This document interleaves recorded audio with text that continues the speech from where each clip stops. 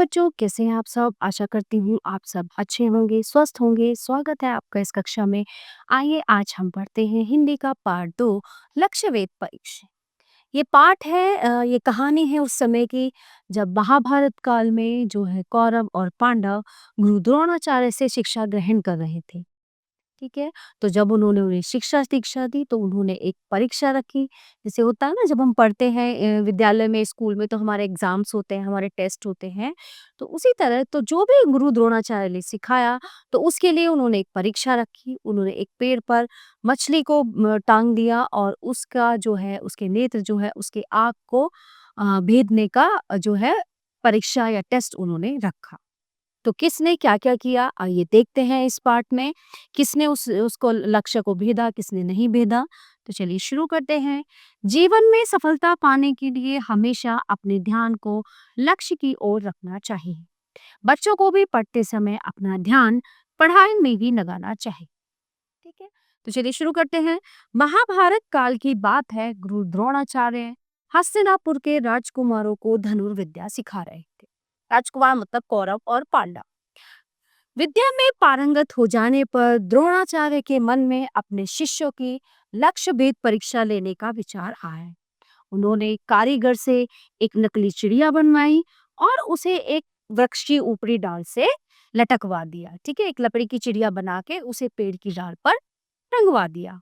Okay, सो तो उन्होंने निश्चय किया कि वे सभी राजकुमारों से चिड़िया की आंख पर निशाना लगाने को कहेंगे। सभी राजकुमार इस बात से अनभिज्ञ थे। अनभिज्ञ मतलब किसी को पता नहीं था कि गुरु उनकी परीक्षा लेने जा रहे हैं या उनका टेस्ट लेने जा रहे हैं। तो गुरु द्रोणाचार्य ने सभी राजकुमारों को बुलवाया और कहा, तुम लोग इस चिड़िया को लक्ष्य करके धनुष पर तीर चढ़ाकर तैयार हो जाओ। मैं निशाना लगाने के लिए एक एक को बुलाऊं। तो उन्होंने सबको बुलाया और कहा कि तुम अपना जो है धनुष बाण लेके तैयार हो जाओ।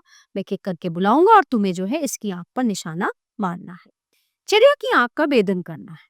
सभी राजकुमार प्रत्यंचा चढ़ाकर तैयार हो गए।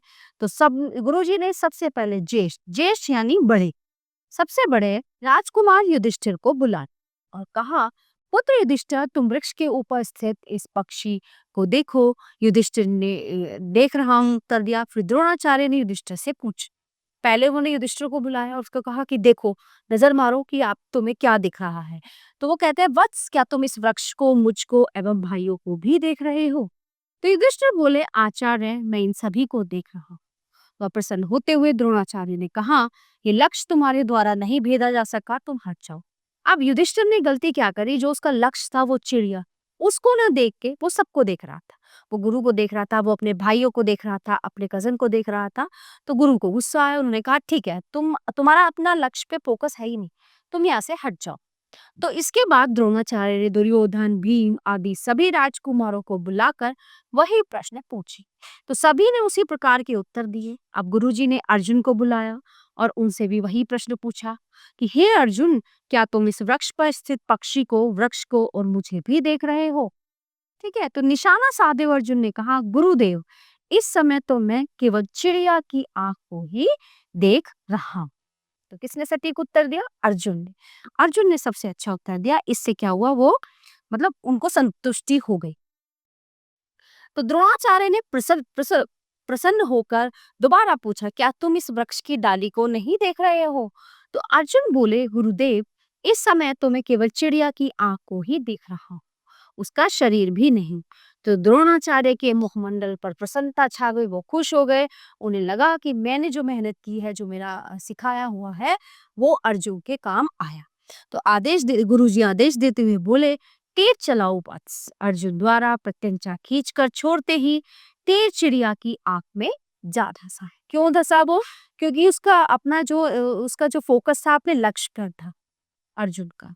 ठीक है, तो अर्जुन की सफलता पर खुश होकर द्रोणाचार्य ने उन्हें प्रेम से लगाई।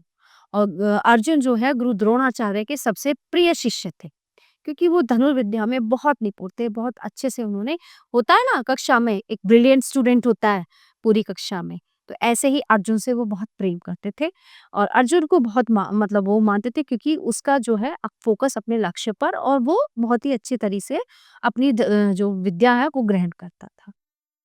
तो प्यारे बच्चों, हमें भी अपने जीवन में अपने लक्ष्य पर ही अपना फ़ोकस रखना चाहिए, कभी इधर-उधर नहीं भटकना चाहिए, है ना? तभी तो हम सफलता प्राप्त कर सकते हैं। तो प्यारे बच्चों, ये पाठ यहीं पे समाप्त होता है। आशा करती हूँ आपको अच्छे से समझ आया होगा। मिलते हैं अगली कक्षा में। धन्यवाद।